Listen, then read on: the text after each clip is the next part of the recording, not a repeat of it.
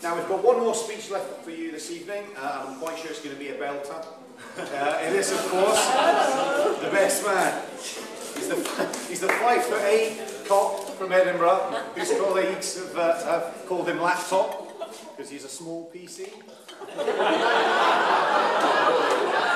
I will take no credit for that one, that's purely police humour.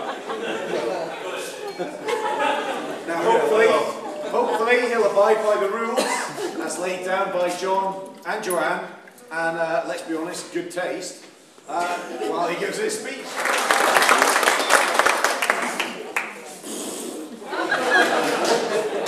Hi guys, for those who don't know me, my name's James Welsh and I'm the best man today. Before I start my well-prepared and quite unfunny speech, I'd like to read out a few cards that people have sent from family and friends who couldn't make it here today. The first one's from Liz and Malcolm. Hope you have a wonderful celebration with all your loved ones in Spain, with our love and every good wish for your future. From the O'Connor family in Toronto in Canada, congratulations and wishing you all the best for a happy life together. Hoping to see you both sometime in Canada. Love, Joseph, Maureen and the family. Congratulations on your special day. We could not be happier for you both. Such wonderful times ahead. So sorry not to have made it to Spain, but delighted to share in your future together when you're home. Lots of love, Joe, Dave and Harris. This one's from Patricia Ward. Hope you have a wonderful day and a future filled with health and happiness with your husband. This is from Sister Kathleen. Congratulations to John and Joanne. May the good Lord look after you both for all your married lives. This is from Irish Joni from Adelaide in Australia. All the best. Glad you found someone to make you happy. Look after her and she will look after you. I really wish I could be there. I really do. All the best. This is from Mary and Jerry. We're so sorry that we can't be with you on your wedding day, but I'm sure it will be absolutely brilliant. I'm relying on Rosie to take plenty of snaps, so I feel as if I was there. Very best wishes to you both for the future, and enjoy every minute of your special day.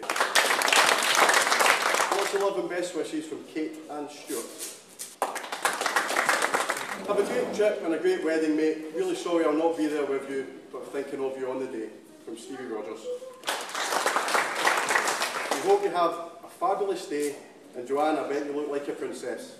Enjoy your time in Spain, and we can't wait to see your photos. Lots of love from Susan and Lockie. I can't understand what could be much better. Regardless, in China the culture says that number 2 is considered to be a lucky number. Marriage has a custom in China for being called double happiness. I won't bore you with the story, but there are 2 of you, and both of your names begin with the letter J. I believe there's something behind it. Maybe there's twins looming, who knows? I wish you double happiness for the wedding and beyond. Lots of love to you guys and everyone at the wedding. P.S. Mum and Dad, I got the flat and oh no, I forgot about Mum's birthday.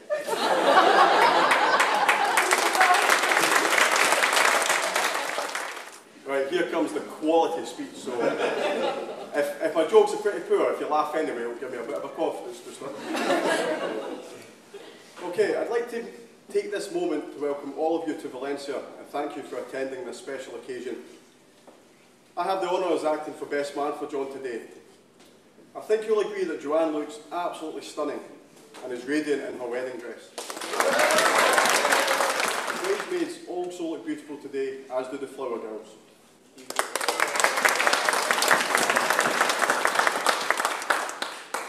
I feel honoured to have this position as best man, and I know that my friendship with John is one that I truly value. As John took his vows today, I was truly proud to stand and witness. Now I'd like to thank you all personally for being here today as well, because I know that a few of you knew that I was making a speech. So simply for you being here is absolutely great. So when John carefully decided that I was to be the best man, I sat down to consider my strategy and my plan of attack for the speech. How could I repay my true friend for the quality speech that he did for me as my best man 7 years ago. I identified that I had two options. The first one was to prepare a speech that would quite simply take John's legs from under him and thoroughly embarrass him and mortify him. I could tell you about ex-girlfriends, though there weren't many. It's fair to say he's not the best looking boy. I could tell you about past misdemeanours or even police involvement, but I thought with the special occasion I would leave those out. The second alternative was to prepare a speech that was thoughtful, respectful and touching, that would give an insight into the values and life of the big man. Due to the fact that the day has been so beautiful and the venue is so lovely, and at the risk of Joanne strangling me, I decided to go with the latter option and be sensible and sensitive to my dear friend. Maybe. So where did mine and John's love begin? Wow. And there's a lot of loving there. John and I first met at school when we were 10 or 11 years old. For those of you that don't know, John and I, and of course a number of the respectable male guests this evening, attended a posh, fee-paying military boarding school called Queen Victoria School. I was in the year above John, so initially I was pretty unaware of Big Nelly. I was in the first 15 and the first 11 rugby team, and John was involved in what the boys called spatter sports, but now in a more sort of PC manner we'll call alternative sports. Those in alternative sports were basically uncoordinated, geeky and terrible at sports. When the football or rugby guys were training, the boys in alternative sports would be playing carpet bowls, table tennis and volleyball. Actually, come to think of it, quite a few of our friends tonight were in that game. Give us a wave, Blackie, Eddie and Baz.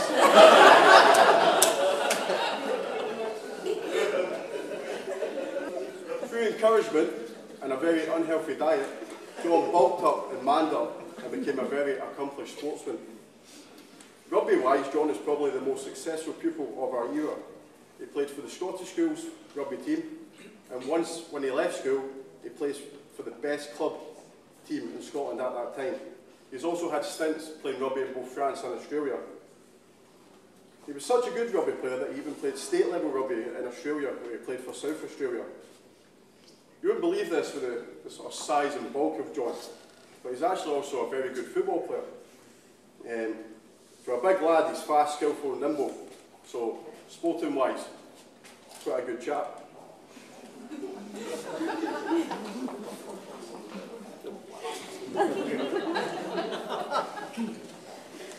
It was whilst in 6th year at school, even now, John states was his most embarrassing event in his life. The first 15 rugby team conducted a mini tour of Northern Ireland and played against a well-known school called Coleraine. Yeah. The lads on tour were staying with families of their opponents, similar to a kind of exchange. And the family that John was residing with were very well-to-do. After a hard encounter on the rugby field, the team decided to go out for the evening. John had arranged for the family, that was rather posh, to collect him at the end of the evening in their brand new, gleaming, sparkling BMW. Unfortunately, the big fella had one shandy too many, or as John would say, a bad pint.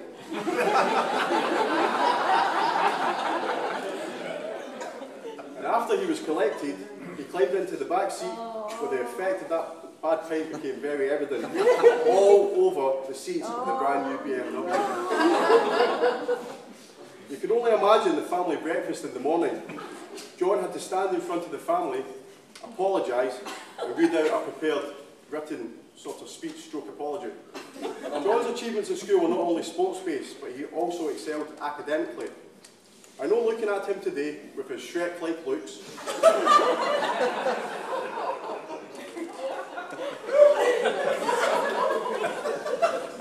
you would assume that he's not intelligent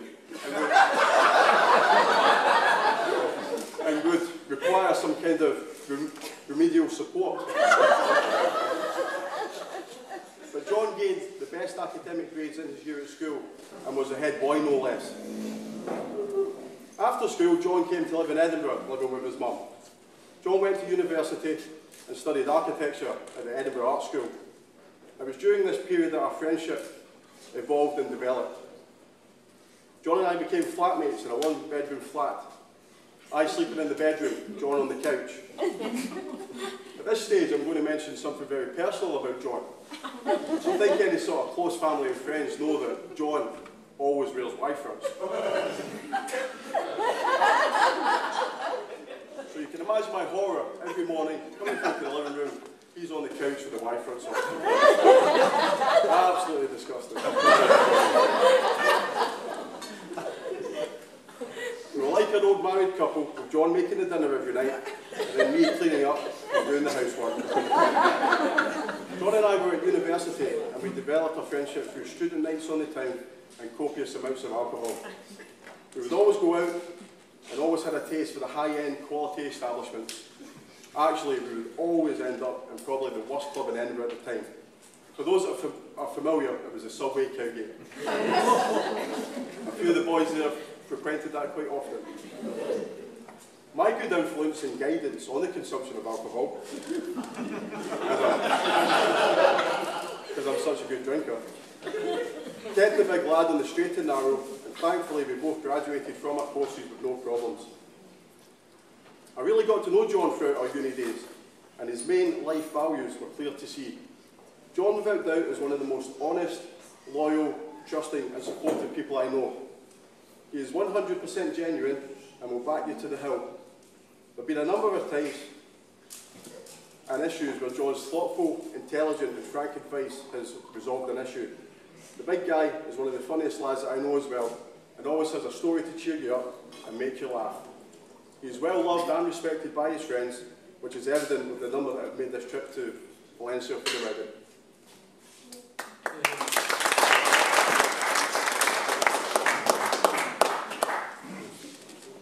After university, John travelled the world for a couple of years and eventually ended up living in Brisbane in Australia.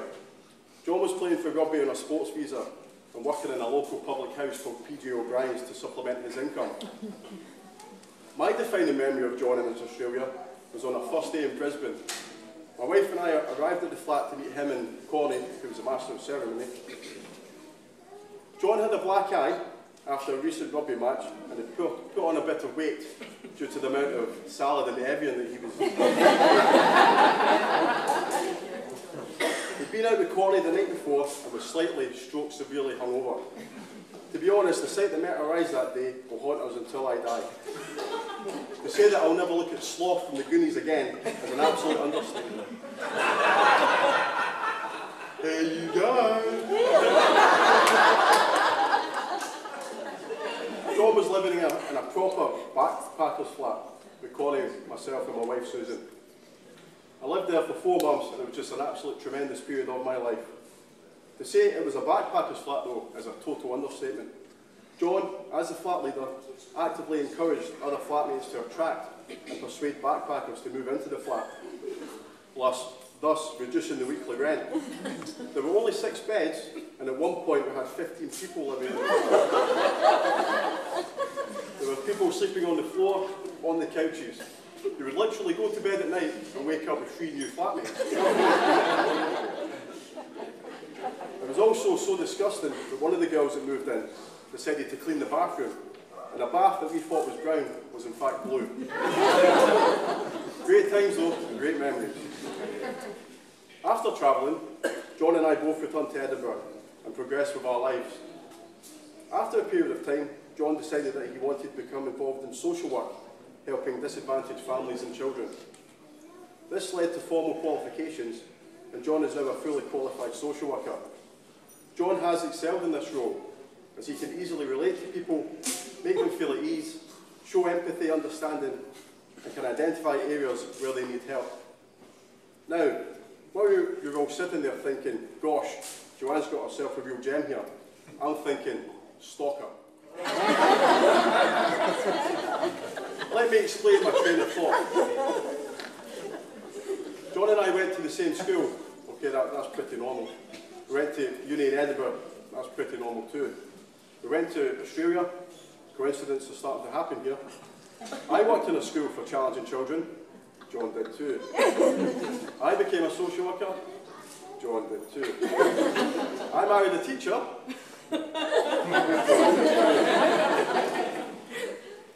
I got married abroad. The big man did too. And did I mention it's my 7-year wedding anniversary today? John got married.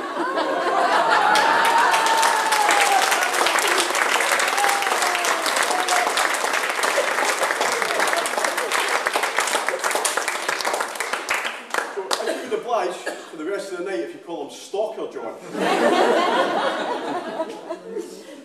At this stage, I'd like to mention John's brilliant stag weekend where the lads travelled to Newcastle. Let's have a cheer for the boys. It was a great weekend, but as the usual rule applies, what happened on tour stays on tour. It was a relatively quiet affair, and after a 3-course meal, liqueurs and a cheese board selection for afters, we sat about drinking real ale, discussing politics and current affairs, and were tucked up in bed for 10 PM both nights.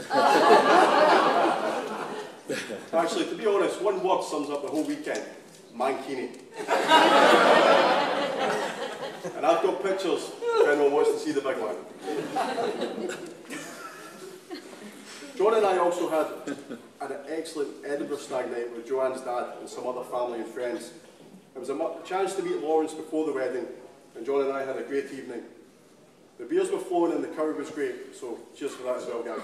I heard the hen weekend was also very special with a marquee in the garden with a hot tub, and the ladies were thoroughly pampered. Plaster was the one.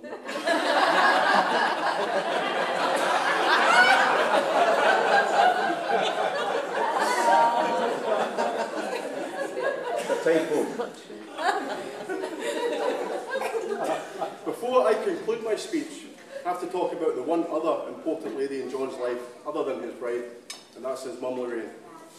One of the things that always impresses me about John is the love and support that he has for his mum. Through his life, they have developed a strong mother and son bond, and I know that John would do anything for her. They spend a lot of time together, and I know his mum is so glad that John has settled down with such a great girl as Joanne. John is a total compliment to Lorraine, and through her love and guidance, she has made him the man he is today. I know that John adores his mum, and that she's equally as proud of him. So, getting on to the special lady. So lastly, when John told me that he'd met a teacher in Glasgow, and that he really liked her, I was relatively intrigued. It's fair to say that John has never had much luck with the ladies.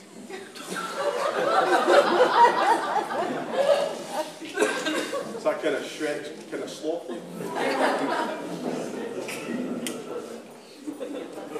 Yeah, so he's not had much luck with the ladies, and he didn't normally inform the boys at such an early stage about any relevant information. As the relationship developed and progressed, John became spending more time in Glasgow, and I knew that the relationship was gathering pace and getting serious. When I met Joanne, I was totally impressed from the beginning. She is an attractive lady who is intelligent, independent, she has a great personality and attitude, and she's very thoughtful, and I believe that she is a perfect match for John. John, you've done very well to snare her, to be honest. I know that John feels exactly the same about Joanne, and that he's totally smitten. John always speaks about Joanne in high regard, and I know that they're going to enjoy a long and happy life together. I feel privileged to have you as a friend, John, and I feel honoured to stand here before you both today. We all wish you lots of love and best wishes for the future. Ladies and gentlemen, I know it now gives me great pleasure to invite you all to be upstanding and raise your glasses and toast to John and Joanne. We wish them well for the future and hope they enjoy a long and happy marriage. To Mr. and Mrs. Nelson.